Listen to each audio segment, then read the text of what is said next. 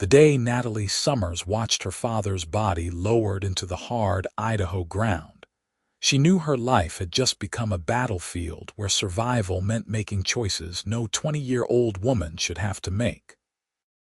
The mountain wind cut through her black mourning dress as she stood beside the grave in Challies, surrounded by strangers who offered hollow condolences while eyeing the deed to her father's ranch like vultures circling wounded prey.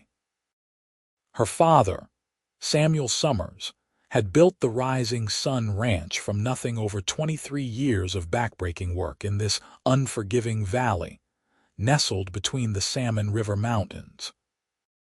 Now creditors were already whispering about outstanding debts, and the banker, a thick-necked man named Horace Grimm, had made it abundantly clear that a young woman had no business trying to run a cattle operation in the year 1882. He had suggested, with a smile that made her skin crawl, that perhaps she should consider his offer to buy the property at a fraction of its worth, or better yet, consider his nephew as a potential husband who could manage things properly. Natalie had smiled politely and said nothing, but inside, fury burned hotter than the forge in the ranch's barn. 3 days after the funeral, she stood in that very barn, staring at the empty stalls that once held 30 head of prime cattle. Her father's ranch hands had abandoned her within hours of his death, spooked by rumors that she could not pay wages. Only old Moses, the cook who had been with her father since the beginning, remained out of loyalty, though he was nearly 70 and could barely manage his own chores anymore. She was inventory checking what little remained when she heard the horse approach. Natalie grabbed the rifle leaning against the wall and stepped into the afternoon sunlight, squinting at the rider who had stopped at the edge of her property. He sat tall in the saddle, wearing a dusty brown duster that had seen better days and a hat pulled low enough to shadow most of his face. 2 more horses trailed behind him on lead ropes, both laden with gear. This the Rising Sun Ranch. His voice carried across the yard, deep and measured. It is. State your business. Natalie kept the rifle pointed at the ground, but her stance made her intentions clear. The rider nudged his horse forward slowly, hands visible on the saddle horn. As he drew closer, she could make out more details. He was young, perhaps 26 or 27, with several days of dark stubble on a strong jaw. His eyes, when he finally looked up at her from under the brim of his hat, were an unexpected shade of blue-gray that reminded her of winter storm clouds over the mountains. Name's Dawson Wade. I heard in town that Samuel Summers passed. I was hoping to speak with whoever inherited the place about work. He stopped his horse a respectful distance away, those storm cloud eyes taking in the state of the ranch with an experienced assessment. Samuel Summers was my father. I'm Natalie Summers, and I own this ranch now. She lifted her chin, daring him to challenge her right to that claim. Something shifted in Dawson Wade's expression. Not pity, which she would have hated, but something closer to respect. My condolences, Miss Summers. Your father had a reputation as a fair man and a skilled rancher. Did you know him? No, madam, but I make it my business to know about the operations in areas where I'm looking for work. He shifted in his saddle, leather creaking. I heard you might be in need of hands. I'm good with cattle, can break horses, repair just about anything that needs fixing, and I can handle trouble if it comes calling. Natalie studied him carefully. There was something about Dawson Wade that set him apart from the typical drifter cowboys who wandered through Idaho territory, looking for seasonal work.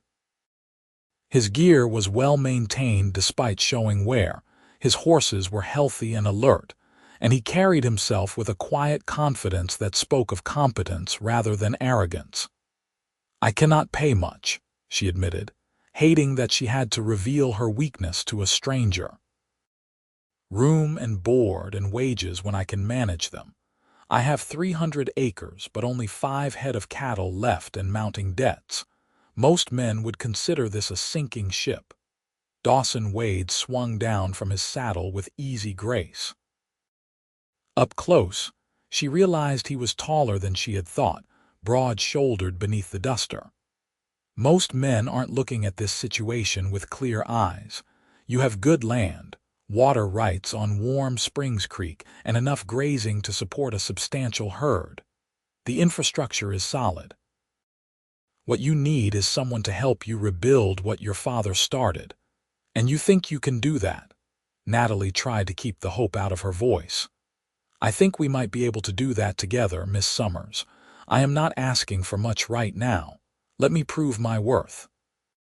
If after 2 weeks you want me to leave, I will go without argument. She should have been more cautious. Every sensible bone in her body told her not to trust a stranger who appeared seemingly out of nowhere just when she desperately needed help.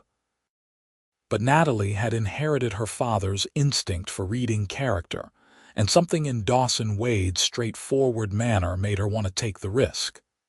There is a bunkhouse behind the main barn. It needs cleaning, but it's sound. You can stable your horses in the barn. Moses, our cook, will have supper ready at sundown. We start work at dawn. She extended her hand, and after a moment's hesitation, Dawson took it. His grip was firm and calloused, the hand of a man accustomed to hard labor. Thank you, Miss Summers. You will not regret this.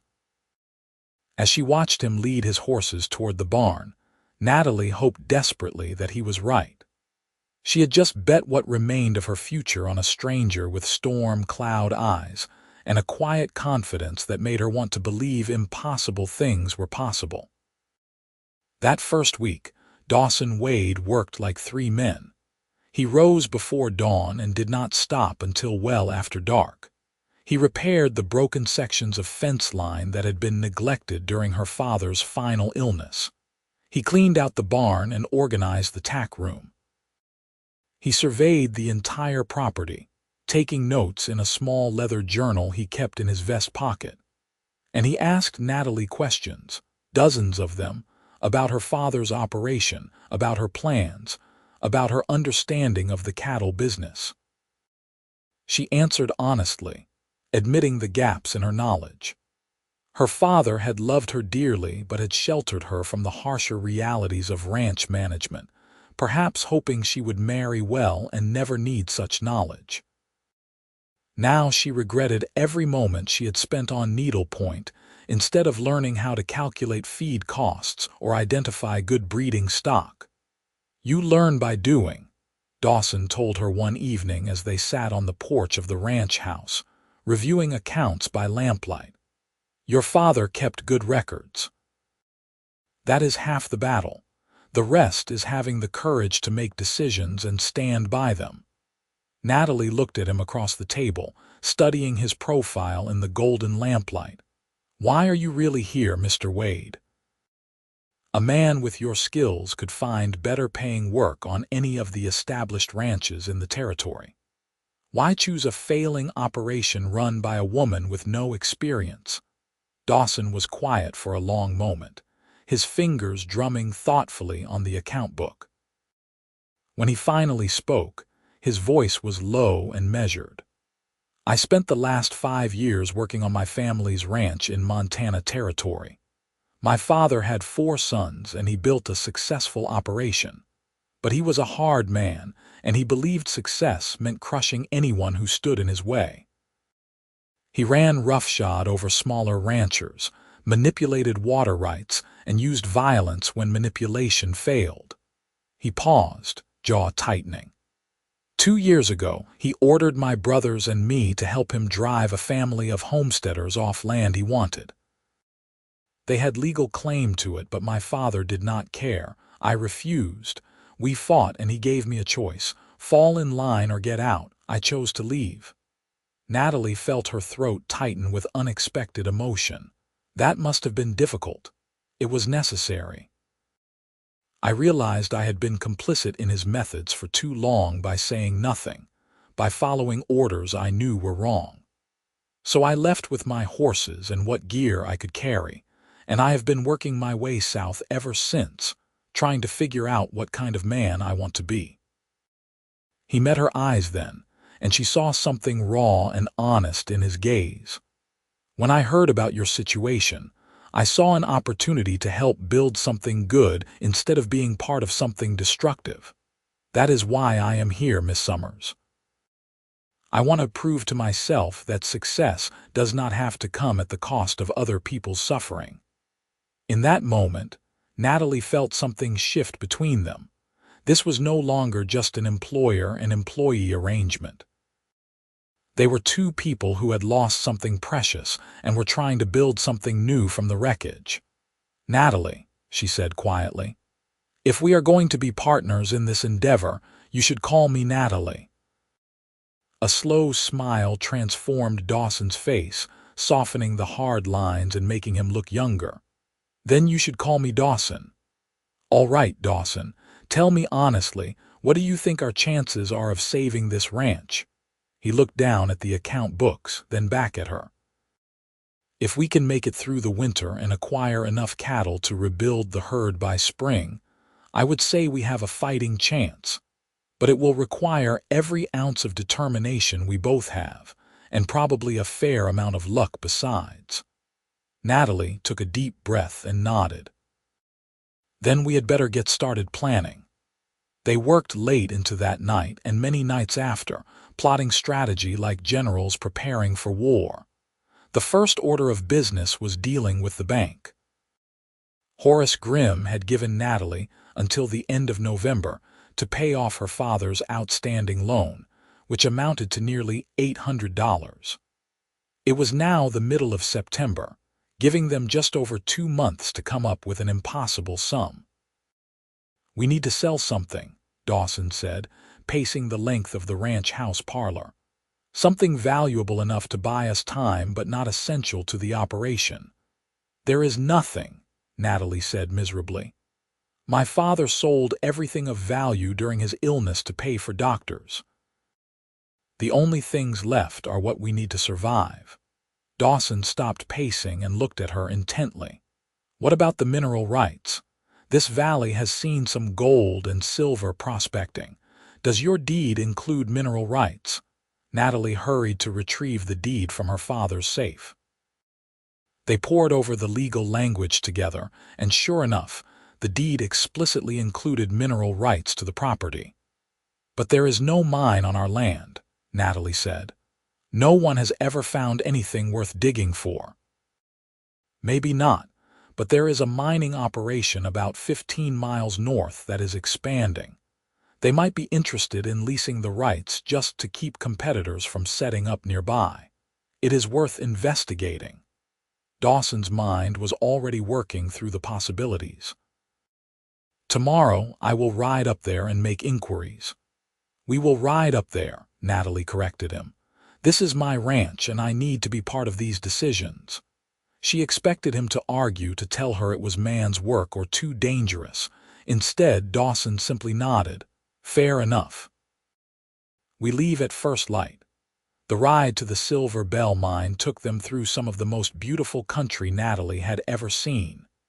The September morning was crisp and clear, with aspens beginning to turn gold on the mountainsides. Dawson set an easy pace, considerate of the fact that Natalie had not spent much time in the saddle recently. They talked as they rode, conversations that ranged from ranching techniques to childhood memories to books they had read. Natalie discovered that Dawson was far more educated than most cowboys. His mother, who had passed away when he was 15, had been a schoolteacher and had insisted all her sons learn to read and write proficiently. Dawson had a particular fondness for Shakespeare and could quote passages from memory, which delighted Natalie, who had always loved literature but had few opportunities to discuss it. "My favorite is Much Ado About Nothing," she confessed as they followed the trail along Warm Springs Creek. "I love Beatrice. She is sharp and independent and refuses to conform to what society expects of her." Dawson grinned. I always preferred the histories myself, Henry V particularly. There is something stirring about that St. Crispin's Day speech. Of course you would choose the one about war and brotherhood, Natalie teased, feeling more lighthearted than she had in months.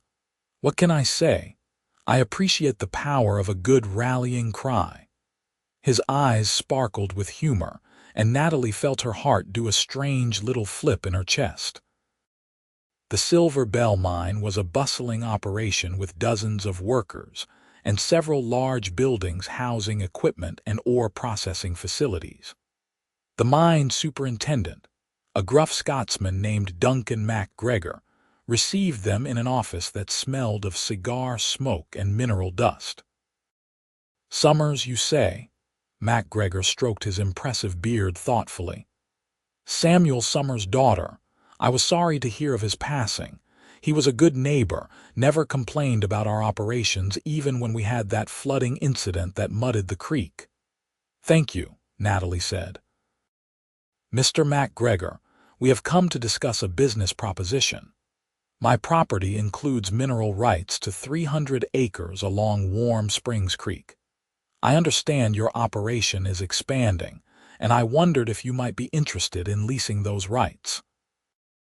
MacGregor's eyes sharpened with interest. "Interesting timing, Miss Summers. We have been looking to secure the land south of here.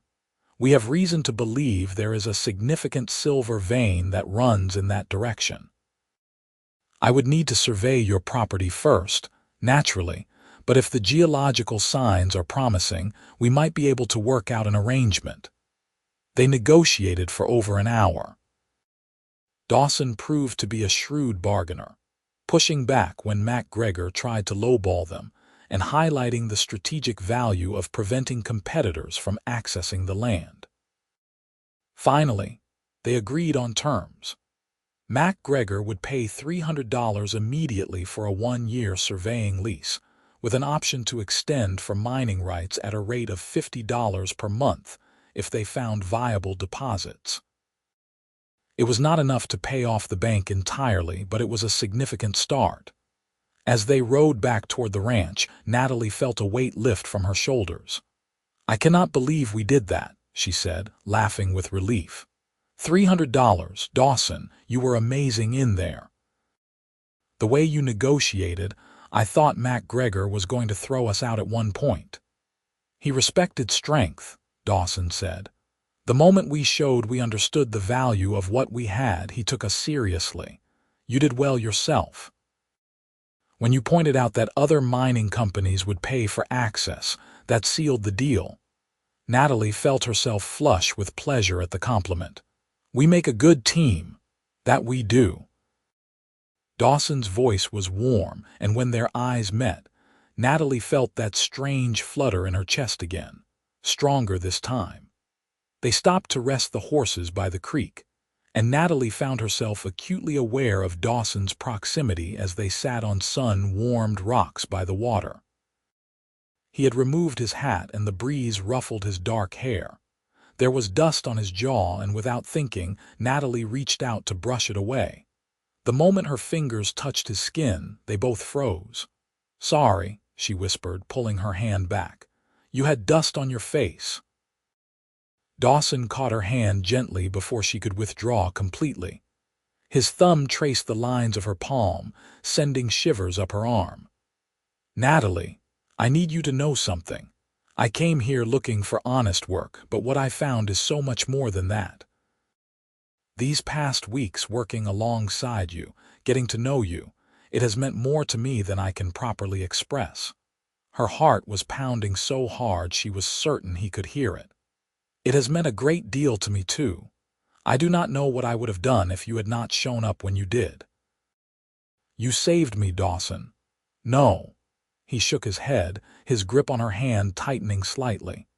"You saved yourself by having the courage to take a chance on a stranger. I am just grateful you let me be part of your fight." They sat there for a long moment, hands clasped, the creek burbling beside them and the mountains standing sentinel all around. Natalie knew she should pull away, should maintain proper distance, but she did not want to. For the first time since her father's death, she felt safe, more than safe.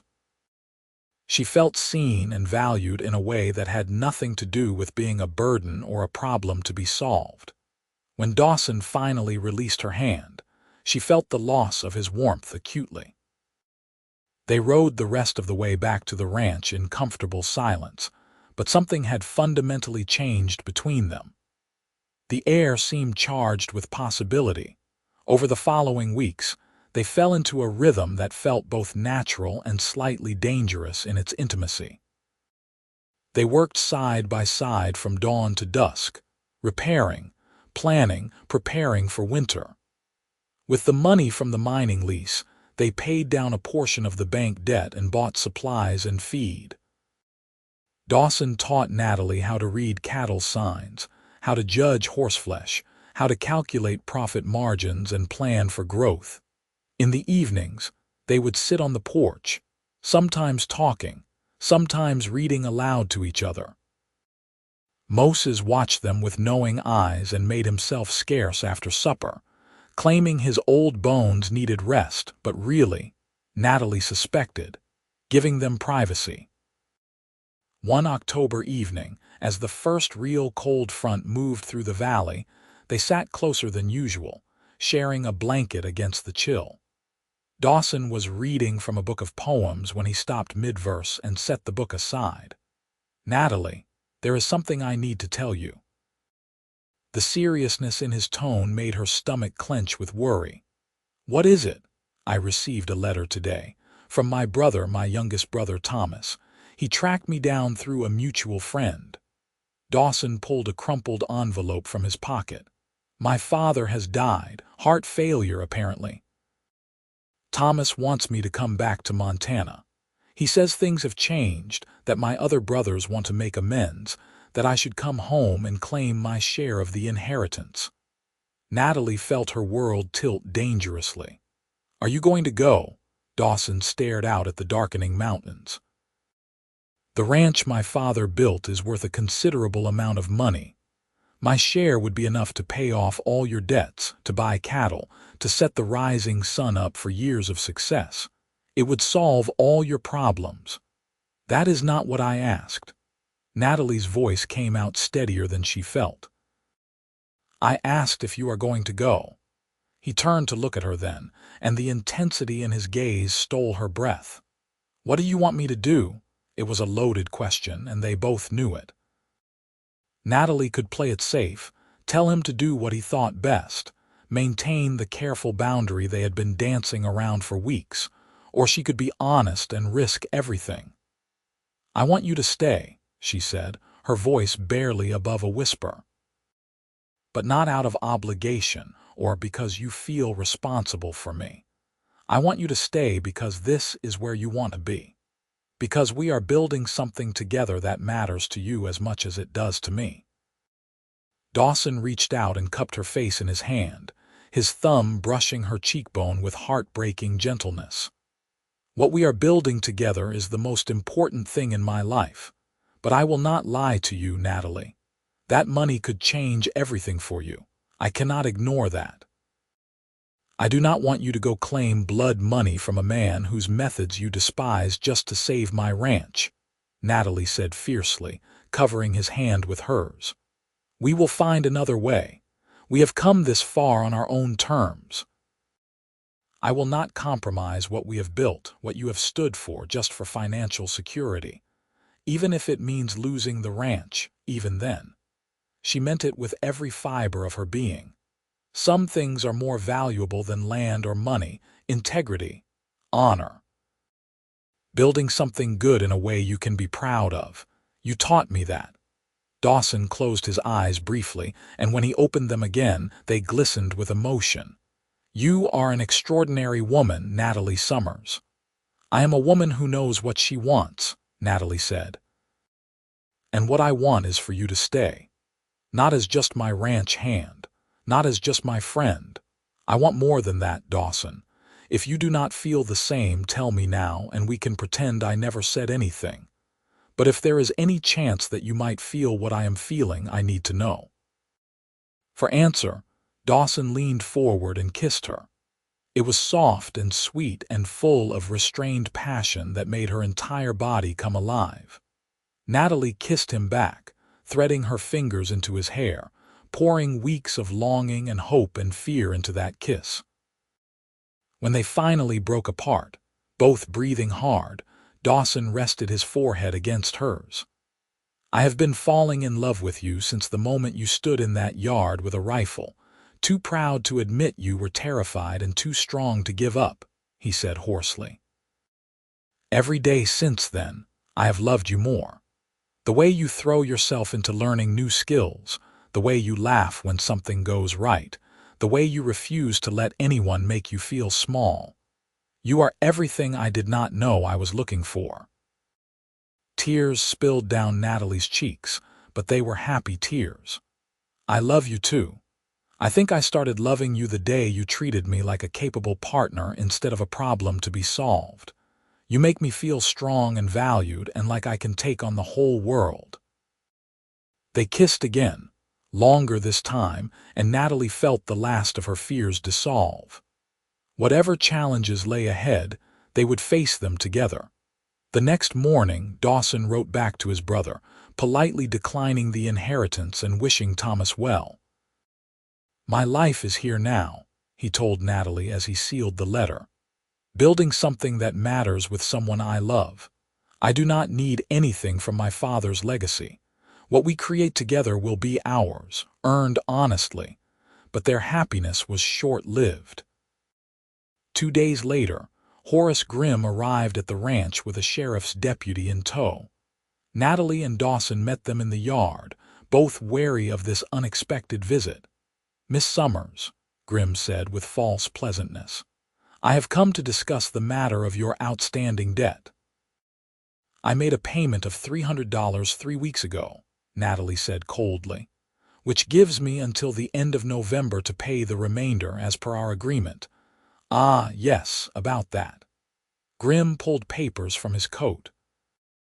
"I have reviewed the terms of your father's loan, and I am afraid there is a provision that allows me to call in the full amount if I deem the property at risk. Given that you have no viable operation here, I am exercising that provision. The full balance is due immediately, or I will begin foreclosure proceedings." Natalie felt the blood drain from her face. "That is not legal. We have an agreement." "The agreement is spelled out in these documents which your father signed.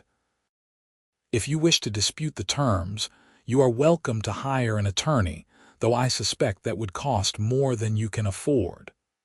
Grimm's smile was predatory. "I am prepared to be generous, Miss Summers. I will buy the property from you today for $2,000. That is more than enough to settle the debt and leave you with a nest egg to start fresh somewhere else." "The property is worth at least $6,000, Dawson said, his voice dangerously quiet. "You are trying to steal it." "I am trying to help a young woman in over her head," Grimm snapped, dropping the pretense of friendliness. "This is business, Mr. Wade. Perhaps you should let Miss Summers make her own decisions." "I am making my own decision," Natalie said, her voice shaking with rage. "And my decision is that you can go straight to hell. You are not getting this ranch." Grimm's face darkened. "You have until the end of the week to pay the full balance, Miss Summers. $500 remaining plus fees and interest. If you cannot pay, I will seize the property." "The law is on my side." After they left, Natalie paced the ranch house like a caged animal. $500 in 3 days. Where are we supposed to get $500? Dawson was quiet, his jaw tight with tension. Natalie recognized that look. He was thinking about the inheritance, about how easy it would be to solve this problem if he just compromised his principles. "No," she said firmly. "Do not even think about it, Dawson. We are not doing this that way." "Then how?" He spread his hands in frustration. "We have sold everything we can sell. The cattle are not ready for market. We have no assets left. Then we borrow it. There are other banks, other people who might be willing to help." They spent the next day riding to every neighboring ranch within 20 miles, asking for loans or work or anything that might help them raise the money. They were turned down everywhere. Some were sympathetic, but had their own financial struggles. Others made it clear they thought a woman running a ranch was a doomed endeavor not worth investing in. One particularly unpleasant rancher suggested that Natalie would be better off finding a husband to take over the burden. By the evening of the second day, they were desperate and exhausted. Natalie sat at the kitchen table, her head in her hands, trying not to cry. Dawson stood by the window, staring out at the sunset-painted mountains. "I am going to Montana," he said quietly. "No," Natalie looked up, tears streaming down her face. "I will not let you do this. It is not your choice." He turned to face her, and she saw the determination in his expression. "I love you, Natalie. I love you more than I have ever loved anything in my life. And because I love you, I cannot stand by and watch you lose everything your father built. I cannot watch Grim steal this ranch out from under you because of my stubborn pride. It is not pride, Dawson. It is principle. It is everything you believe in. And you are everything I love." He crossed to her and knelt beside her chair, taking her hands in his. "Listen to me. I have thought about this all day, turned it over from every angle. The truth is, my father is dead. Taking money from his estate does not make me complicit in his crimes. That chapter is closed. But I can use what he built, however tainted its origins, to build something good now. To save what we have created together. Is that not a kind of redemption?"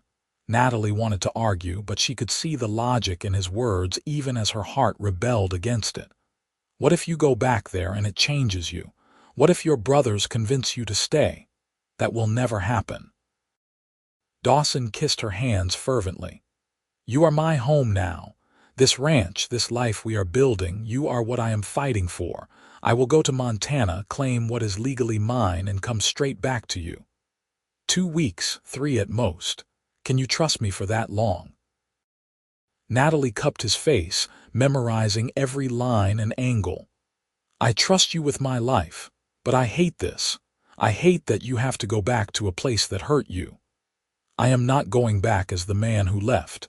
I am going back as the man you helped me become. Someone strong enough to face the past and use it to build a better future." He kissed her then, deep and passionate, a promise sealed with longing and love.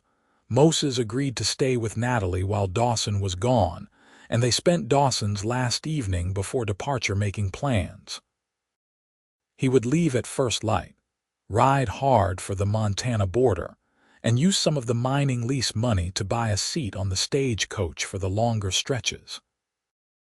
If everything went smoothly, he could make the journey in 5 days, handle the legal matters in a day or two, and return within 2 weeks. That night, Natalie could not sleep. She kept thinking about all the things that could go wrong, all the ways this plan could fall apart. Around midnight, she heard a soft knock on her bedroom door. "Natalie, are you awake?" Dawson's voice was low, conscious of the late hour. She opened the door to find him fully dressed, looking as restless as she felt. "I could not sleep either," she admitted. "Come outside with me. I want to show you something." They walked out to the far pasture, where the land rose in a gentle hill that offered a panoramic view of the valley. The night was clear, and the stars blazed overhead in a magnificent display. Dawson spread a blanket on the grass, and they lay down side by side, staring up at the infinite sky. "When I was a boy," Dawson said softly, "my mother used to bring me out on nights like this. She would point out constellations and tell me their stories. She said that no matter where life took me, I could always look up and find my way home by the stars." Natalie turned on her side to look at him. "Where is home for you now, Dawson?" He turned to face her, and even in the starlight she could see the intensity in his eyes. "Wherever you are. That is home." They kissed under the stars, and for a while The world narrowed to just the two of them, the warmth of their bodies pressed together, the taste of lips and the whispered words of love and longing. They did not cross certain boundaries. Both were acutely aware of propriety and the fact that they were not yet married. But they held each other close, drawing comfort and strength from that physical connection. "When I come back," Dawson whispered against her hair, "I am going to ask you properly with a ring and everything. Will you at least consider saying yes?" Natalie laughed through happy tears. "I will consider it very seriously." "Good." He kissed her forehead, her cheeks, her lips. "Because I intend to spend the rest of my life loving you, Natalie Summers. Building this ranch with you, growing old with you, watching sunsets from this exact spot when we are too creaky to work anymore. That is the future I see. That is what I am fighting for." "Then you had better come back to me, Dawson Wade," she said fiercely. "Because that is the future I want too." They stayed there until the eastern sky began to lighten with the promise of dawn, and then they walked back to the ranch house hand in hand, both keenly aware that morning would bring separation, but clinging to these last precious moments together. Watching Dawson ride away as the sun rose over the mountains was one of the hardest things Natalie had ever done. She stood in the yard long after he had disappeared from sight, her hand raised in farewell, her heart feeling like it might crack open from the weight of worry and love and fear. Moses came to stand beside her, his weathered hand gentle on her shoulder. "He will come back, Miss Natalie. That is a man who knows what he is fighting for." "I know," she whispered. "But what if something happens? What if I never get to tell him again how much I love him?" "Then you make sure those are the first words out of your mouth when he rides back through that gate," Moses said wisely. "But you will get that chance. I am sure of it." The next 10 days were an agony of waiting. Natalie threw herself into work, completing every task she could manage alone. She repaired the chicken coop, reorganized the barn, and even started breaking a young horse that had been too wild for her to handle before. Anything to keep her mind off the fact that Dawson was hundreds of miles away, dealing with a family that had hurt him deeply. On the 8th day, Horace Grimm showed up again, this time with a smug expression that made Natalie's stomach turn. "I am afraid your time is up, Miss Summers. I will need you to vacate the property by the end of the month." "I still have 2 days," Natalie said coldly. 2 days in which you will not manage to produce $500. We both know it. Why prolong the inevitable? Sign over the deed now, and I will give you an extra $100 for your cooperation. Get off my property." Grimm's expression hardened. "You are making this harder than it needs to be. A woman alone out here, it is not safe. Accidents happen. Perhaps you should consider what is best for your well-being." The threat was barely veiled, and Natalie felt ice slide down her spine, but she refused to show fear. "If anything happens to me or my property, the sheriff will know exactly where to look. Now leave before I get my rifle and make you leave." After Grimm departed, Natalie barred the doors and loaded every weapon in the house. Moses sat up with her that night, both of them watching the shadows, waiting for trouble that thankfully never came. On the morning of the 10th day, when Natalie had nearly worn a hole in the floorboards from pacing, she heard the thunder of hoofbeats. She ran outside, her heart in her throat, and saw a rider approaching fast. For one glorious moment, she thought it was Dawson. Then the rider drew close enough for her to see his face, and her hope turned to confusion. The man who pulled up in front of the ranch house was younger than Dawson, perhaps 24 or 25, with similar features but lighter hair. He swung down from his horse, exhaustion evident in every line of his body. "Are you Natalie Summers?" he asked urgently. "Yes. Who are you?" "Thomas Wade, Dawson's brother." He pulled an envelope from his coat. "He sent me to bring you this. He could not come himself. There have been complications. Natalie's hands shook as she opened the letter. Dawson's handwriting sprawled across the page, less neat than usual, as if written in haste. My dearest Natalie, if you are reading this, then Thomas has made good time. I am sorry I could not come myself, but I am currently under guard at the family ranch. My brothers, it seems, were not as reformed as Thomas believed. They have contested the will and are claiming that because I left the family, I forfeited any rights to inheritance. It is a legal mess that could take weeks to untangle, and they are making it clear they will fight me every step of the way.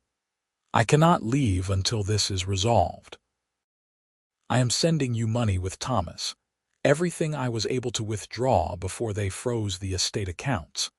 It is not the full amount I had hoped for, but it is enough to pay off Grimm and buy some time. Please forgive me for not being there as I promised. I will return to you the moment I am able. All my love, Dawson. Attached to the letter was a bank draft for $600. Natalie looked up at Thomas Wade with tears in her eyes. Is he safe? Are they threatening him? My brothers are many things, but they would not physically harm Dawson. They need him alive to contest the will. But they are making his life difficult, and the lawyers say this could drag on for months. Thomas looked miserable. I am so sorry. I truly believed they wanted to reconcile. I did not know they were planning this. It is not your fault, Natalie said, though her heart was breaking. Months. Dawson could be trapped in Montana for months. Thank you for bringing this to me. You must be exhausted. Come inside, have something to eat. Over a meal that Moses prepared, Thomas told her more about the situation. Their fathers will have been deliberately vague about the conditions under which sons could claim their inheritance.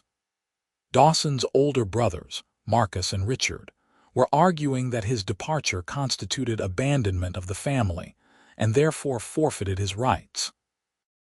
They had enough money to hire expensive lawyers and drag the proceedings out indefinitely. Dawson told me to tell you something else, Thomas said, looking uncomfortable. He said, tell her that loving her is the greatest liberty I have ever known, and I would give up my freedom 1,000 times over rather than let her lose what she is fighting for. Tell her I will come back to her, even if I have to walk every mile. Natalie pressed her hand to her mouth, trying not to sob. Those words, so perfectly Dawson, so full of love and sacrifice, both comforted and devastated her. Tell him I love him, she managed. Tell him I am grateful beyond words, but I want him more than I want the ranch. Tell him to do whatever he needs to do to come home safely. Thomas stayed 2 days, helping with heavy work around the ranch and regaling her with stories of Dawson's childhood that made her laugh through her tears. She learned that Dawson had always been the idealistic one, the brother who stood up for the underdog, who refused to compromise his principles even when it cost him. Hearing these stories made her love him even more and miss him even worse. On the morning Thomas left to return to Montana, he clasped Natalie's hands earnestly. My brother loves you more than I have ever seen him love anything. He will move heaven and earth to get back to you. Have faith in that. I do, Natalie said. Tell him I will be waiting however long it takes. With the money Dawson had sent, Natalie marched into the bank and paid off the full debt, plus interest. The look on Horace Grimm's face when she counted out the bills was worth every moment of anxiety. I believe this settles our account, she said coldly. And I will be taking my business to the bank in Salmon City from now on. Grimm sputtered with rage but could do nothing. The debt was paid, the ranch was saved. But that night, alone in the ranch house with only Moses for company, Natalie felt the weight of Dawson's absence like a physical ache. She had her ranch, but the man she loved was trapped hundreds of miles away, sacrificing his freedom to give her the liberty to keep fighting. The irony was not lost on her. October turned to November, and still there was no word from Dawson. Natalie threw herself into preparing for winter, working until she was too exhausted to think. She hired 2 ranch hands with part of the remaining money, careful to choose men who were older and married, men who would not cause gossip or complications. Together, they brought in the hay harvest and began the work of repairing the winter shelters for the few cattle they had. The mining company, true to their word, found promising deposits and began paying the monthly lease fee. With that steady income, Natalie was able to buy 10 more head of cattle at the autumn auction. It was a small start, but it was progress. In mid-November, she received her first letter from Dawson. It had taken 3 weeks to reach her, traveling through uncertain mail routes, and the paper was worn from handling. She retreated to her bedroom to read it, savoring every word. "My beloved Natalie, I think of you every moment of every day. I imagine you working the ranch, growing stronger and more capable, and I am so proud of you I could burst. The legal proceedings continue to drag on. My brothers are stubborn and vindictive, but I am stubborn too. I will not give up until this is resolved. Please know that you are what keeps me going. When the days are difficult and I am tempted to just walk away from the whole mess, I think of you and remember why I am fighting. I am fighting for our future, for the right to come home to you and build a life together without the shadow of debt or uncertainty hanging over us. I miss you more than words can express. I miss your laugh, your determination, your fierce independence. I miss the way you look at sunset like you are seeing beauty most people miss. I miss holding you, kissing you, planning our future together. Stay strong, my love. I will come home to you. All my love always, Dawson." Natalie read the letter 3 times, then pressed it to her heart and allowed herself to cry. She cried for the unfairness of it all, for the months stretching ahead without him, for the sacrifice he was making. But she also cried with gratitude that she had found a man who loved her this deeply, who would fight this hard for their future. She wrote back that same evening, telling him about the ranch, about the new cattle, about the mining lease paying dividends. She told him about the first snowfall, how beautiful the mountains looked dressed in white. And she told him over and over how much she loved him, how proud she was of him, how she counted the days until he could come home. Their letters became a lifeline over the following months.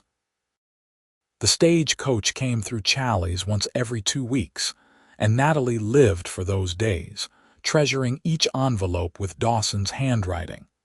His letters were full of love and frustration in equal measure. The legal battle was grinding on, complicated by technicalities and delays. His brothers were playing every dirty trick they could think of, and the judge seemed inclined to let the process drag out indefinitely.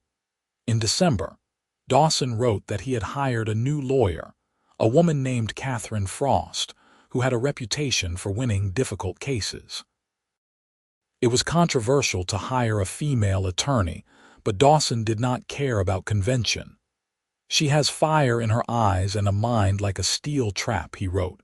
"If anyone can cut through this mess, it is her." Christmas came, and Natalie spent it quietly with Moses and the ranch hands. She had sent Dawson a package weeks earlier, time to arrive for the holiday. Warm gloves she had knitted herself, a new leather journal to replace the one he had filled with notes about the ranch, and a photograph of herself that had been taken by a traveling photographer in Challies. She hoped he liked it, hoped it would comfort him to have her image to look at. His Christmas package to her arrived 2 days late, but she did not care. Inside was a beautiful silver locket on a delicate chain. When she opened it, she found a lock of his dark hair on one side and a tiny, perfect photograph of him on the other. The accompanying note said, "So you can keep me close to your heart until I can be there in person." Natalie wore the locket every day, her fingers constantly reaching up to touch it, to reassure herself that Dawson was real, that their love was real, that he would come back to her. Winter in the Idaho mountains was harsh and unforgiving. Temperatures dropped well below freezing, and snowdrifts piled higher than the fence posts. Natalie and her small crew worked tirelessly to keep the cattle fed and sheltered, to keep water sources from freezing solid, to maintain the buildings against the brutal weather. It was back-breaking work, but Natalie found strength she had not known she possessed. She learned to read the weather, to anticipate storms, to make the hard decisions about when to bring the herd in close and when they could safely graze farther out. The ranch hands, initially skeptical of taking orders from a woman, grew to respect her competence and determination. In late January, a massive blizzard hit the valley, the worst in 20 years according to Moses. They were trapped in the ranch house for 4 days, unable to even reach the barn through the whiteout conditions. When the storm finally broke, they dug their way out to find that 3 of their cattle had perished in the cold, and part of the barn roof had collapsed under the weight of the snow. Natalie stood in the wreckage and wanted to scream. They had worked so hard, sacrificed so much, and nature could undo it all in a few days. But she swallowed her despair, rallied the men, and they set to work repairing the damage. It took 2 weeks of grueling labor, but they managed to fix the roof and salvage what they could. Through it all, Dawson's letters kept coming, and she drew strength from his words. He wrote of his faith in her, his absolute certainty that she could handle anything that came her way. "You are the strongest person I know," he wrote in February. "You faced down a corrupt banker, saved a failing ranch, and are building something remarkable. I am in awe of you." His own situation seemed to be slowly improving. Catherine Frost had found inconsistencies in the way his father's will had been executed, and was building a case that Marcus and Richard had manipulated the old man in his final days. There was talk of a settlement, of resolving the matter outside of court. For the first time in months, Dawson's letters carried a note of hope. Spring came late to Challies, but when it finally arrived in mid-April, it felt like a resurrection. The snow melted, revealing new green grass beneath. The creek ran high and fast with runoff. The surviving cattle grew sleek and healthy on the abundant grazing, and Natalie felt her own spirits lift with the changing season. She was in the barn one morning in early May, helping one of the ranch hands repair a saddle, when Moses came running in with more energy than she had seen from him in years. "Miss Natalie, rider coming, fast." Her heart leaped into her throat. She dropped the saddle and ran outside, shading her eyes against the morning sun to see the approaching figure. Even at a distance, she recognized the set of his shoulders, the way he sat his horse. Dawson. She was running before she even realized she had moved, racing across the yard with her skirts hiked up, heedless of dignity or propriety. Dawson saw her and urged his horse faster. When they were still 20 yards apart, he swung down from the saddle at a full gallop and ran to meet her. They collided in the middle of the yard, arms wrapping around each other so tightly it was hard to breathe. Natalie was crying and laughing at the same time, her face buried in Dawson's shoulder, breathing in the scent of him, reassuring herself that he was real and solid and finally home. "You are here," she sobbed. "You are really here." "I am here," Dawson said, his voice rough with emotion. "I am never leaving again. Never." They kissed desperately, months of longing and loneliness pouring out in that embrace. When they finally broke apart, both were crying, both grinning like fools. "How?" Natalie asked. "Your letters said the case was still ongoing." "Catherine worked a miracle. She found evidence that my brothers had been embezzling from the estate for years. She presented it to the judge, and suddenly they were very eager to settle. I took a lump sum, signed away any future claims, and got on the first stage out of there. He cupped her face in his hands, his thumbs wiping away her tears. I have been traveling for 6 days straight. I could not spend one more moment away from you. You are home, Natalie said, the word feeling like the most important truth in the world. You are home. That evening, after a celebratory supper that Moses had insisted on preparing, Dawson and Natalie walked up to their hill, to the spot where they had lain under the stars the night before he left. The spring grass was soft beneath them, and the sky was that particular shade of deep blue that only existed at twilight. Dawson reached into his pocket and pulled out a small velvet box. I bought this in Virginia City before I left Montana. I have been carrying it with me every mile of the journey, imagining this moment. He opened the box to reveal a simple gold band set with a small but beautiful diamond. Natalie Summers, you are the bravest, strongest, most remarkable woman I have ever known. Loving you has set me free in ways I never knew I needed. Before I met you, I was running from my past, running from who I was. But loving you gave me a reason to stand still, to fight for something, to become the man I wanted to be. You gave me that liberty. You gave me a home, not just a place, but a purpose. Will you marry me? Will you let me spend the rest of my life showing you that loving you is the greatest liberty I will ever know? Natalie could barely see the ring through her tears. Yes, yes, 1,000 times yes. Dawson slipped the ring onto her finger and it fit perfectly, glinting in the fading light. They kissed again, sweet and slow and full of promises for the future. When? Natalie asked, her head resting on his shoulder. When should we get married? Tomorrow, if you want. Next month. Whenever you are ready.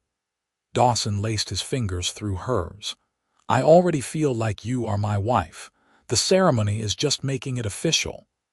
They decided on a wedding in late June, giving them time to prepare but not waiting unnecessarily.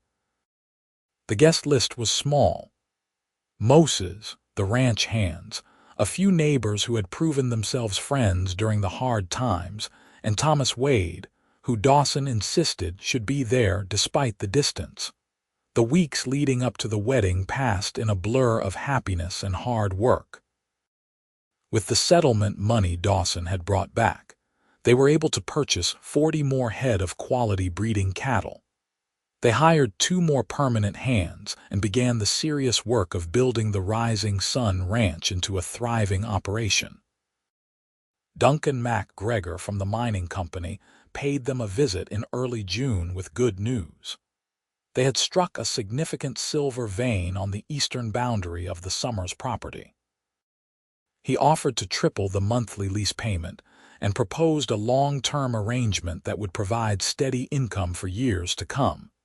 Everything seemed to be falling into place. The ranch was growing, the finances were stable, and Natalie was marrying the man she loved. When she allowed herself to think about it, she could hardly believe how much had changed in less than a year. A year ago, she had stood beside her father's grave, terrified and alone. Now she was building a life beyond anything she had imagined. The wedding took place on a perfect June morning, with wildflowers blooming across the meadows and the mountains standing proud against a cloudless blue sky. They held the ceremony on the hill overlooking the ranch, the place that had become special to them. A circuit preacher had been persuaded to make the journey to Challies, and he conducted a simple but heartfelt service. Natalie wore a dress of cream-colored silk that had belonged to her mother, altered to fit her figure. She had woven wildflowers into her hair, and she carried a bouquet of purple lupine and yellow balsam root. When she walked up the hill to where Dawson waited, his expression of awestruck love made her feel like the most beautiful woman in the world. Dawson wore a new suit, dark and well-tailored, but he had kept his work boots and his familiar hat. He looked handsome and slightly uncomfortable in the formal clothes, which made Natalie smile.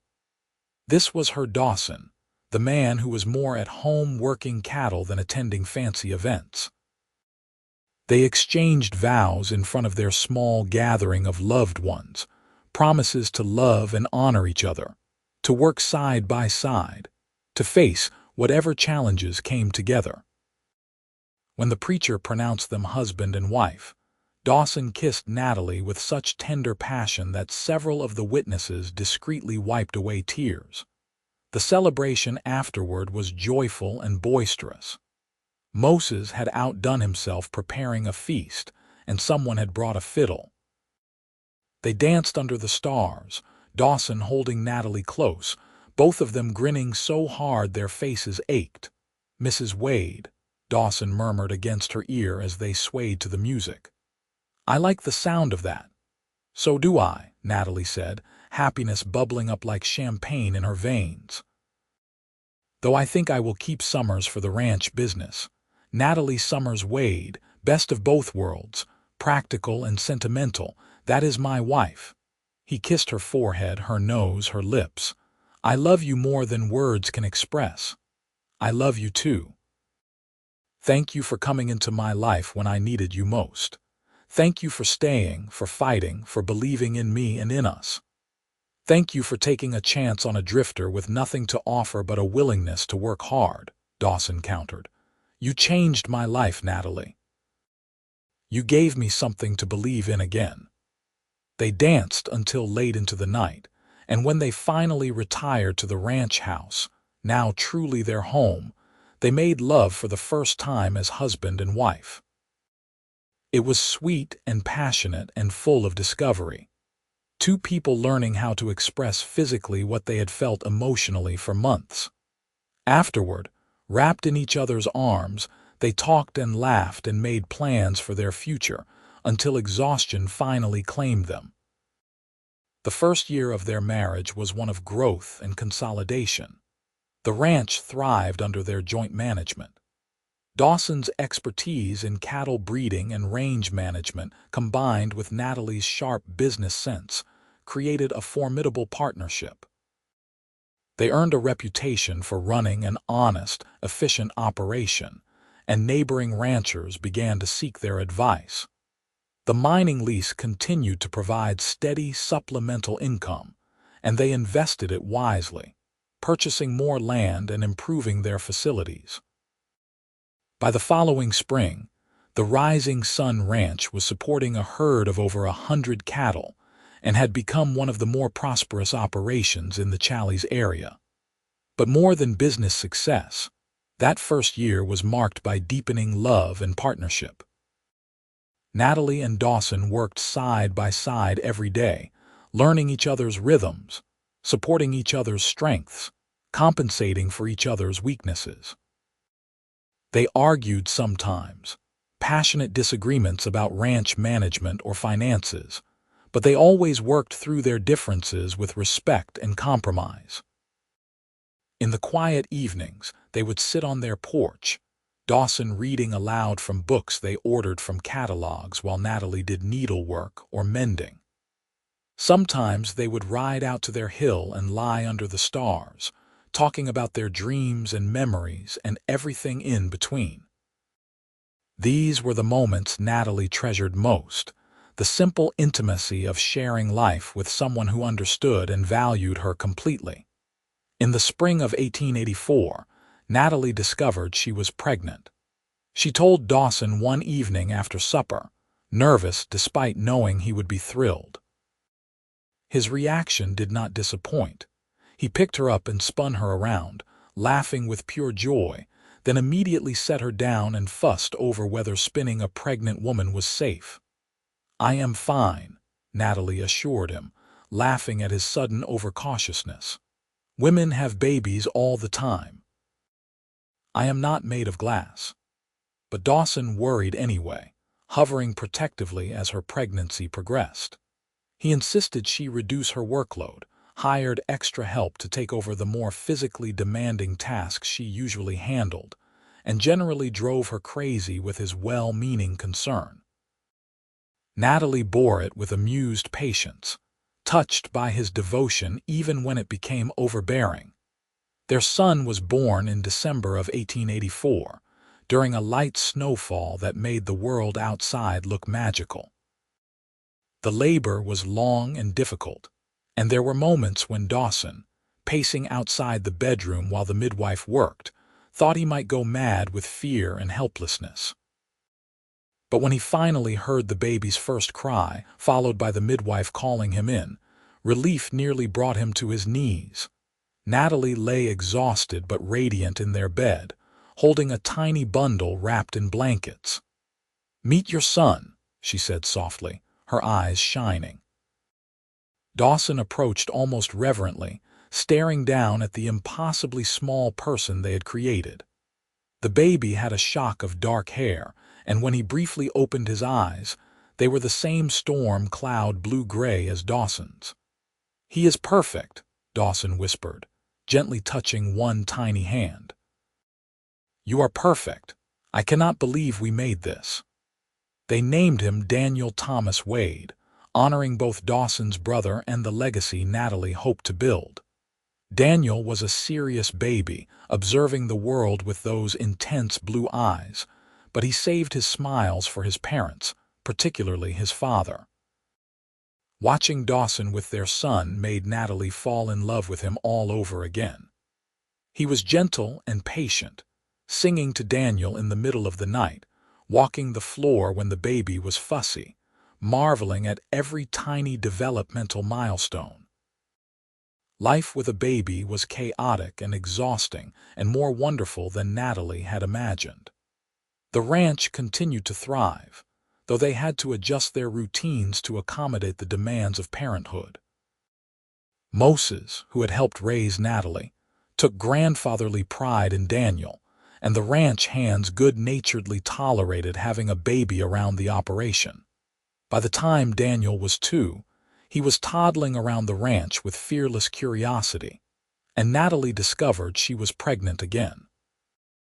Their daughter, Grace Eleanor Wade, was born in the autumn of 1887, a robust baby with Natalie's coloring and her father's stubborn determination. Where Daniel had been serious and observant, Grace was all action and noise from the start, keeping her parents constantly on their toes. The years flowed by like the creek through their property, each season bringing its own challenges and joys. The ranch grew steadily. By 1890, they were running over 300 head of cattle on nearly 500 acres of prime grazing land. They had built a new barn, expanded the ranch house to accommodate their growing family, and earned a solid reputation throughout Idaho Territory. More importantly, their love deepened with every passing year. They had weathered droughts and harsh winters, celebrated good years, and supported each other through difficult ones. They had raised 2 remarkable children who were growing up understanding the value of hard work, integrity, and treating people with respect. On their 10th wedding anniversary in 1893, Dawson and Natalie rode out to their hill, leaving the children in Moses's capable care. It had become a tradition, this pilgrimage to the place where so many important moments in their relationship had occurred. They sat watching the sunset paint the mountains in shades of gold and crimson, Dawson's arm around Natalie's shoulders, her head resting comfortably against his chest. "Do you ever regret it?" Natalie asked quietly. "Giving up your inheritance, spending months fighting that legal battle?" "All the sacrifice you made." Dawson was quiet for a moment, considering. Then he tilted her face up to his expression tender. "I told you once that loving you is the greatest liberty I have ever known. 10 years later, that is even more true. I gave up money and a claim to land that meant nothing to me. What I gained was everything that matters. You, our children, this life we have built together. I am the freest man alive because I get to wake up every morning next to the woman I love, working towards something we both believe in. That is not sacrifice, my love. That is the greatest gift." Tears slipped down Natalie's cheeks, I love you so much. Sometimes I look at everything we have and I can hardly believe it is real, that this is my life." "Believe it," Dawson said, kissing her softly. "We fought for this. We earned this, and we are just getting started." As if to prove his point, Natalie shared news she had been saving for this special evening. "I am pregnant again," she whispered. Dawson's face lit up with that same joy she had seen when she told him about Daniel, about Grace. He pulled her into a fierce embrace, laughing and crying at the same time. "Another one. Another blessing. How did I get so lucky?" "We got lucky together," Natalie corrected, threading her fingers through his. "Everything good in my life started the day you rode onto this ranch." "You saved me, Dawson." "No," he said firmly, the way he always did when she said such things. "We saved each other. You gave me a reason to stop running, to build instead of destroy. You showed me that loving someone means you are not giving up your freedom, you are choosing what to do with it. And I choose you every single day. I choose us." They stayed on the hill until the stars came out, talking about names for the new baby, about their hopes for the children, about the future of the ranch. The conversation flowed easily, the way it always had between them, full of laughter and dreams and the comfortable silences of two people who knew each other completely. Their third child, a son they named Samuel Moses Wade after both their fathers, was born in the spring of 1894. He was a happy baby who seemed to smile from the moment he entered the world, bringing even more light and chaos into their busy household. The years continued to pass in a blur of work and family and deep contentment. Daniel grew into a thoughtful young man who loved the land as much as his parents did. Grace was fierce and independent, insisting on learning everything the ranch hands could teach her, often outdoing boys twice her age. Samuel was the peacemaker, the one who could charm anyone into anything with his infectious grin. Moses passed away peacefully in his sleep in 1896, and Natalie and Dawson mourned him deeply. He had been a constant in Natalie's life, a link to her father, and a beloved grandfather figure to their children. They buried him on the ranch, on a rise overlooking the valley he had loved, and planted a cottonwood tree as a living memorial. By the turn of the century, the Rising Sun Ranch was one of the most successful operations in central Idaho. Daniel, now 16, was already taking on significant responsibility in the business. Grace, at 13, could outride and outrope most grown men. Samuel, at 6, was showing signs of inheriting his mother's head for numbers and business. Natalie and Dawson, now in their early 40s, found themselves with a bit more time as the children became more independent. They took advantage of it, spending evenings on the porch like in the old days, taking rides through their property, sometimes just sitting together in comfortable silence. "You remember that first day?" Natalie asked one autumn evening in 1901 as they watched the sunset from their special hill. "When you rode up asking for work, I remember a beautiful, terrified woman with a rifle, trying to be brave when her world was falling apart," Dawson said.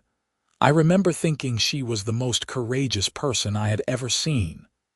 "I was so scared," Natalie admitted.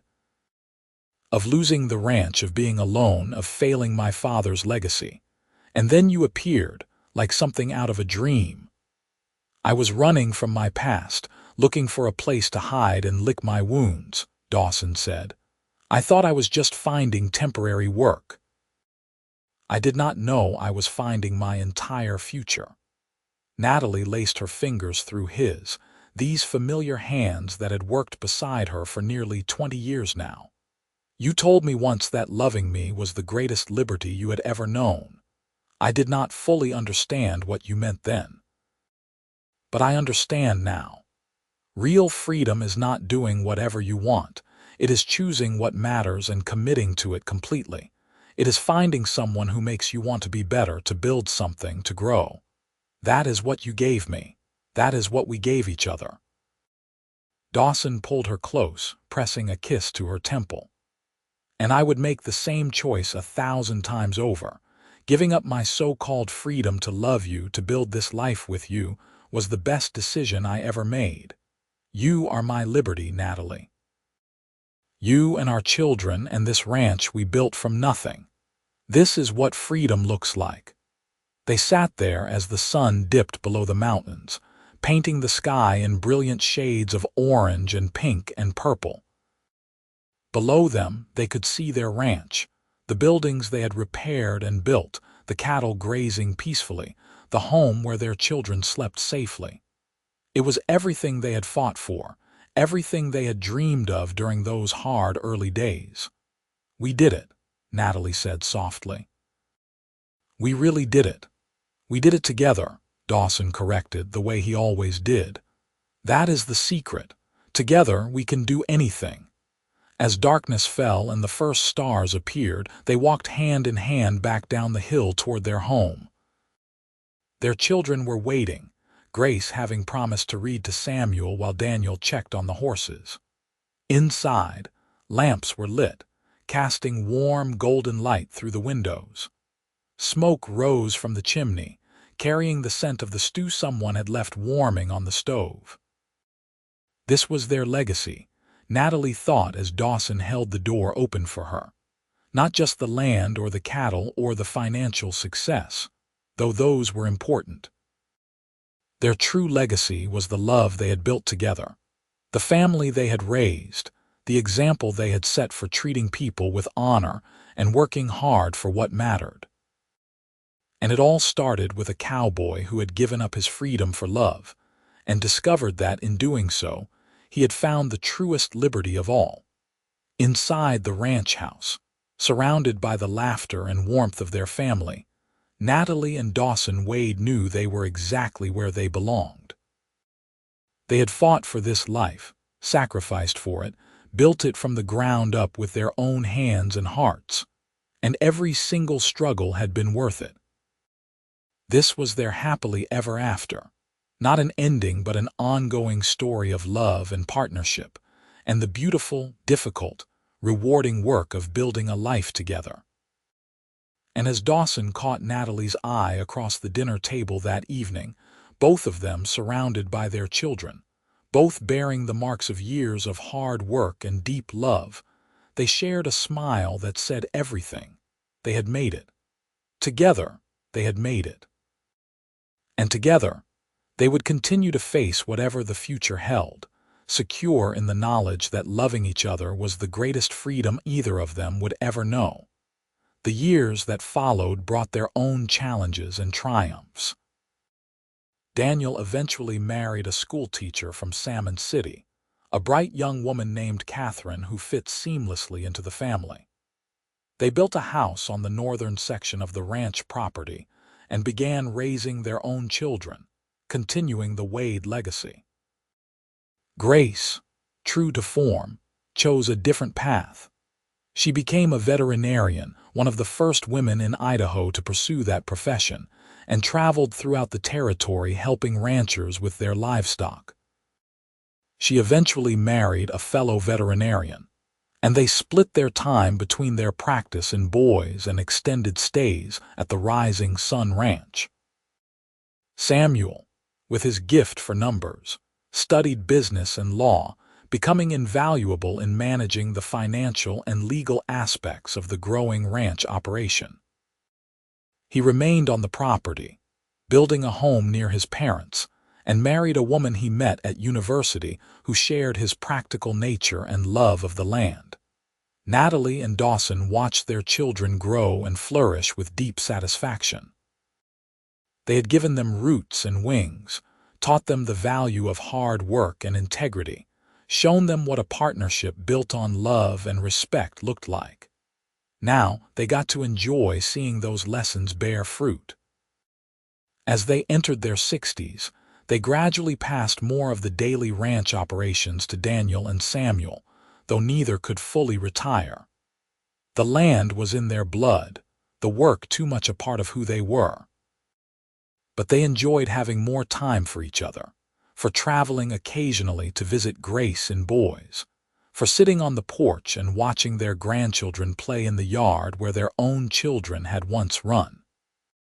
On a warm summer evening in 1915, Natalie and Dawson celebrated their 50th wedding anniversary surrounded by family and friends. 3 generations of Wades gathered on the lawn of the ranch house, along with neighbors and friends they had accumulated over the decades. The celebration lasted well into the night, full of music and laughter and stories. Later, after most of the guests had departed and the grandchildren had been tucked into beds throughout the house, Natalie and Dawson slipped away to their hill one last time. They were slower climbing it now, their bodies showing the wear of decades of hard physical labor. But they made it to the top and sat on the same spot where they had shared so many important moments. 50 years, Natalie said wonderingly. Half a century together. It feels like both a lifetime and the blink of an eye. The best 50 years any man could ask for, Dawson said, his voice still strong despite his age. I meant what I said on our wedding day, Natalie. You are the best thing that ever happened to me. Loving you has been the greatest adventure of my life. Natalie leaned against him, fitting into the curve of his shoulder as naturally as breathing. Do you remember what you told your brother to tell me, when you were stuck in Montana and I was here alone? I told him to tell you that loving you was the greatest liberty I had ever known, Dawson said, and that I would give up my freedom 1,000 times over rather than let you lose what you were fighting for. I think about those words often, Natalie said quietly. At the time, I did not fully understand the magnitude of what you were saying. But now, after 50 years of marriage, I understand completely. You were not just talking about the ranch or the money or even the physical act of being trapped in Montana. You were talking about the freedom to choose what matters, the liberty to commit to something bigger than yourself, the courage to say that love is worth more than independence. Dawson was quiet for a moment, his hand gently stroking her silver hair. You understand it because you lived it too. You gave up the idea of doing everything alone. You let me in, let me help, let us become partners. That took as much courage as anything I did. We set each other free by choosing to be bound together, Natalie said. That is the paradox no one tells you about love. The more you give yourself to it, the more yourself you become. They sat in comfortable silence as the stars emerged overhead, the same stars they had watched for 5 decades. The ranch below was quiet now, everyone settled in for the night. In the distance, they could hear cattle lowing softly and the creek running its eternal course through the property. I hope I go first, Dawson said suddenly. Natalie lifted her head to look at him, startled. What? I hope I die before you, he repeated, meeting her eyes steadily. Because I cannot imagine a world without you in it. I do not want to know what it feels like to wake up and not have you beside me. 50 years, and I still cannot imagine my life without you. Tears pricked Natalie's eyes. That is the most selfishly romantic thing you have ever said to me. Is it selfish if I am being honest? Dawson smiled slightly. You are my heart, Natalie Wade. You always have been. From that first day when you stood in the yard with a rifle, trying to be brave. I looked at you and something in my soul recognized something in yours. I knew, even then, that you were going to change my life. And you changed mine, Natalie whispered. You gave me strength I did not know I had. You taught me that asking for help is not weakness. You showed me what it means to be truly partnered with someone, to work side by side toward common goals. You gave me a family, a legacy, a life beyond my wildest dreams. They kissed then, soft and sweet, a kiss that tasted of 50 years of love and commitment and partnership. When they pulled apart, Both were crying happy tears. "We should head back," Natalie said eventually. "Our bones are too old to sleep under the stars anymore." Dawson laughed and helped her to her feet. They walked down the hill together, moving slowly but surely, hands clasped tight. When they reached the ranch house, lights were still burning in several windows.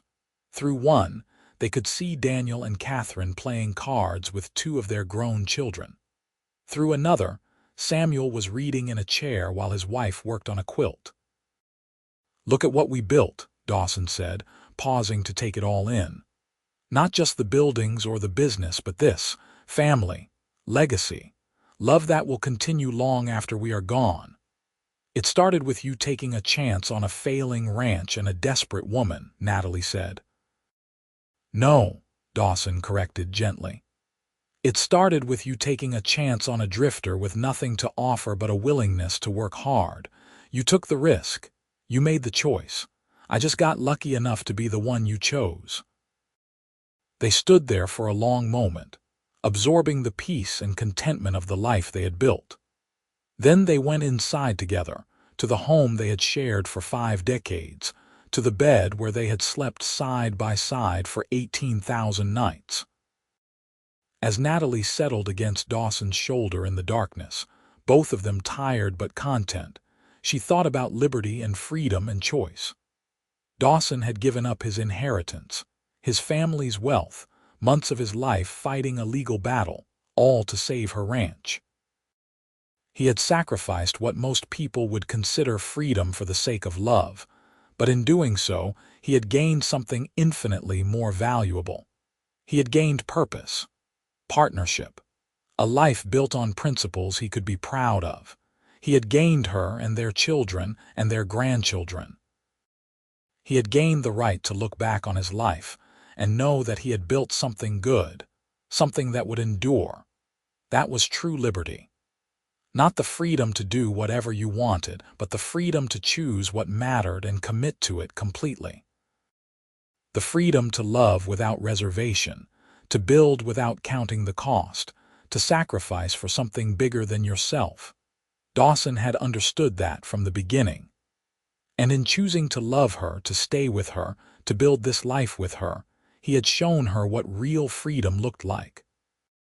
"I love you," she whispered into the darkness. "I love you too," Dawson replied, his voice already thick with sleep. "Always have, always will." And that, Natalie thought as she drifted off to sleep, was the greatest liberty of all. Natalie Wade passed away peacefully in her sleep in the spring of 1918, surrounded by her children and grandchildren. She was 76 years old and had lived a full, rich life. Dawson held her hand as she took her last breath, and those who were there said he looked both heartbroken and grateful, mourning the loss while celebrating the incredible journey they had shared. True to his words on their anniversary, Dawson did not last long without her. He declined rapidly over the following months, his body simply giving up without the other half of his soul. He died in the late autumn of that same year, in the bed he had shared with Natalie, holding the locket she had given him that contained a photograph of her as a young woman. They were buried side by side on the hill overlooking the ranch, the place where they had shared so many important moments.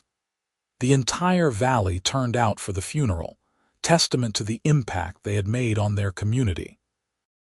Person after person spoke of their kindness, their integrity, their unwavering commitment to doing things the right way even when the wrong way would have been easier. Daniel gave the eulogy, speaking through tears about parents who had shown him what love really meant. "My father used to say that loving my mother was the greatest liberty he had ever known," Daniel told the assembled mourners.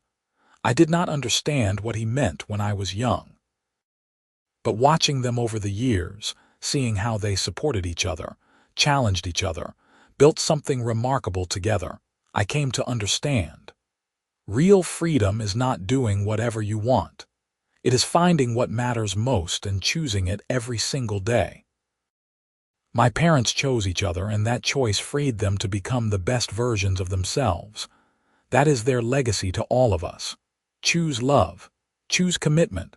Choose to build something that will last.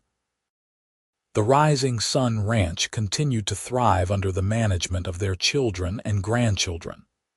The principles Natalie and Dawson had established, treating people fairly, working hard, never compromising integrity for profit, became the foundation on which future generations built. Grace's daughter became a successful rancher in her own right, one of the first women to independently own and operate a major cattle operation in Idaho. Samuel's son went into politics, serving in the state legislature and fighting for fair treatment of small ranchers against larger corporate interests. Daniel's grandchildren spread across the West, carrying the Wade name and the values it represented to new territories. But more than business success or political achievement, Natalie and Dawson's true legacy was in the countless lives they touched. The ranch hands they treated with dignity and paid fair wages. The neighbors they helped during hard times. The young people they mentored and encouraged. The example they set of what a partnership built on love and respect could accomplish. Decades after their deaths, people still told stories about Natalie and Dawson Wade, about the young widow who refused to give up her ranch and the drifter cowboy who helped her save it, about how they built one of the most successful operations in Idaho through hard work and integrity, about a love so deep that one could not survive without the other. But the story that was told most often, the one that captured imaginations and inspired generations, was the story of sacrifice and choice. About a cowboy who gave up his freedom, his inheritance, months of his life, all for the sake of the woman he loved. About how he discovered that in sacrificing what he thought was liberty, he gained something far more valuable, because Dawson Wade had been right all along. Loving Natalie Summers was the greatest liberty he ever knew. It was the freedom to be his best self. The freedom to build something meaningful. The freedom to wake up every morning knowing he was exactly where he was supposed to be, doing exactly what he was meant to do. That was the kind of freedom worth fighting for, worth sacrificing for, worth building a life around. And as the years passed and the story became legend, told around dinner tables and campfires throughout Idaho, one truth remained constant. Real love does not take away your freedom. It shows you what to do with it. Natalie and Dawson Wade understood that. They lived it every day for 50 years. And in doing so, they left behind a legacy that would endure long after their names faded from memory. A legacy of love, of partnership, of choosing what matters and committing to it completely. A legacy of liberty found in loving another person with everything you have. That was their gift to the world, and it was more valuable than all the silver in the mountains or all the cattle on the range. It was the gift of showing that true freedom comes not from independence, but from choosing wisely what to depend on, and they had chosen each other. Every single day, for 50 beautiful years, they had chosen each other, and that made all the difference.